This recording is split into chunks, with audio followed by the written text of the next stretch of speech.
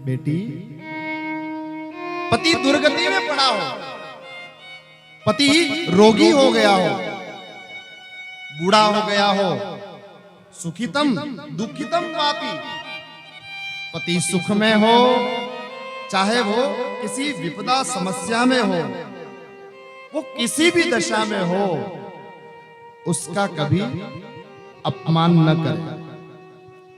नारी का जो जीवन है, स्त्रियों का पति ही उसका देवता होता है, पति ही उसका गुरु होता है, पति ही धर्म होता है, पति ही तीर्थ होता है, पति ही व्रत होता है। इसलिए सबको छोड़ करके एकमात्र पति के चरणों का अगर आश्रय कर लेती है तो उसको सारे तीर्थ, सारे व्रत, सारे उद्यापनों का फल प्राप्त हो जाता है।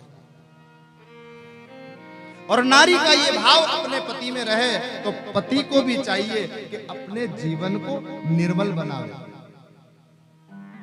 किस पति के चरणों की पूजा करे? जो रात्रि में मदिरा का पान करके घर पर आता हो उसके चरणों का पूजन करे? नहीं नहीं। जो अभक्ष का भक्षण करता हो उसका पूजन करे? बोले नहीं नहीं। नारी के मन में यदि, पत्नी के मन में यदि पति के चरणों में श्रद्धा है तो पति को चाहिए, और अभी भी कुछ नहीं बिगड़ा है भैया, तो सदा चरण के साथ में, आनंद के साथ में, हरि भजन के साथ में बिताए। अर्थ की व्यवस्था करनी पड़ेगी। माया है भगवान की, विकारों में भी बुद्धि फंस जाएगी। और पश्चाताप कर लो कि जो हुआ वो अब कभी दोबारा नहीं होगा।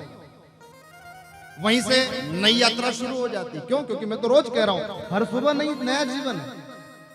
सूर्य पुराना थोड़ी है, आज का तो चला जाएगा, अस्त हुआ गया, कल नया सूर्य होगा। वृक्षों पर नई पत्तियां खिलेगी, कलियां पुष्प बनेगी, कल खिले हुए पुष्प आज मुरझाएंगे। नर्मदा मैया रोज नहीं है। आप ये मत सोचो कि नहा लिए एक बार नर्मदा जी में, बार बार नहाने से क्या होता।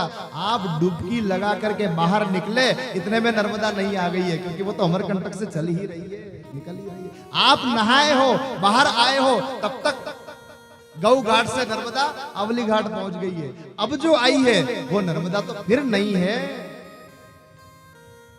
जीवन रोज नया है, ये कभी पुराना नहीं होता।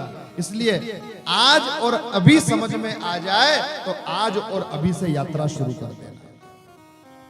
और मन पर संयम नहीं होता तो मुझे कहना, मैं अभी शाम को 6 साढ़े 6 बजे वही मिलूंगा पटे घाट पर, वहां आ जाना और नर्मदा जी में मेरे साथ खड़े होकर के मेरे हाथ को पकड़ के नर्मदा जी को साक्षी रख करके संकल्प ले लेना कि आज से विकार छूटे, आज से विकार छूटा, कल से आज से ही नया जीवन प्रारंभ हो जाएगा। शुरू कर दो। यहाँ जो जो ज्यादा अच्छा लगता है ना वो बाद में बहुत तकलीफ देता है, बहुत कष्ट देता है। फिर हाथ कुछ आने वाला है नहीं, रोना पड़ेगा, पछताना पड़ेगा, सिर धुनना पड़ेगा। खुद सिगरेट पीते हो और किसी दिन बच्चे के जेब से सिगरेट का पैकेट पकड़ में आ जाए तो फिर मारना मत उसको, क्योंकि अधिकार खो चुके हो आप। जो आप कर रहे हो वही तो औलादे करेगी।